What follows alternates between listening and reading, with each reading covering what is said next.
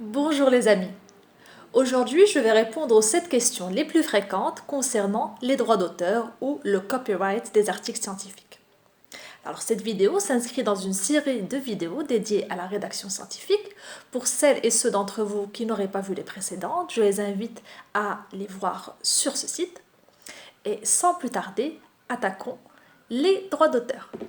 Alors, pour simplifier l'explication, je vais prendre comme exemple une figure déjà publiée que vous voudrez réutiliser dans le cadre de votre article. Mais ce qui est valable pour la figure est valable également pour un tableau, un diagramme, un schéma. C'est la même procédure. Et que ce soit pour un article ou pour une conférence scientifique ou pour que ça fasse partie d'un chapitre d'un livre, c'est également la même chose. Alors, la première question. Ai-je besoin d'une autorisation pour réutiliser mes propres images qui ont déjà été publiées? Même s'il s'agit de vos images et de votre article, vu que vous allez le republier, il faudra vérifier les droits des auteurs. En général, le titulaire des droits d'auteur est l'éditeur. Donc il faudra vous référer aux droits d'auteur de l'éditeur et est-ce qu'il vous stipule une permission ou pas. Deuxième question. Ai-je besoin d'une autorisation si la figure provient d'articles en open access, en libre accès? Alors, le fait que l'article soit en open access, en libre accès, ne veut pas dire que son contenu est libre d'accès. Il faudra encore une fois se référer aux droits d'auteur de l'éditeur de l'article pour voir est-ce que vous pouvez ou pas republier une partie, un tableau, une figure et sous quelles conditions. Et vous trouverez plus d'informations sur les licences en open access sur l'adresse que je vais vous mettre dans la description de cette vidéo. Troisième question. Si je redessine une figure déjà publiée, dois-je quand même obtenir une permission? Alors, redessiner, ça veut dire si j'adapte. Ça veut dire une figure adaptée. Alors, même si vous allez adapter la figure, donc elle ne sera pas totalement pareille à l'initiale, il faut, encore une fois, revenir à l'éditeur et voir avec lui, dans les conditions de son copyright, qu'est-ce que vous pouvez faire. Quatrième question. Dois-je remplir un formulaire de copyright si mon article ne contient pas d'image ou de tableau? Oui.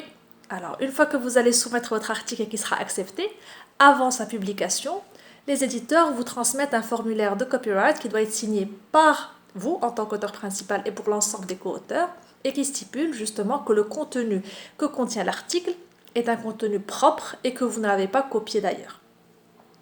Alors si vous avez des figures justement pour lesquelles vous avez demandé des permissions, il faudra adjoindre les licences obtenues à ce copyright final. Cinquième question. Si des frais sont nécessaires pour obtenir l'autorisation d'utilisation d'une figure, pourront-elles être pris en charge par l'éditeur de mon article?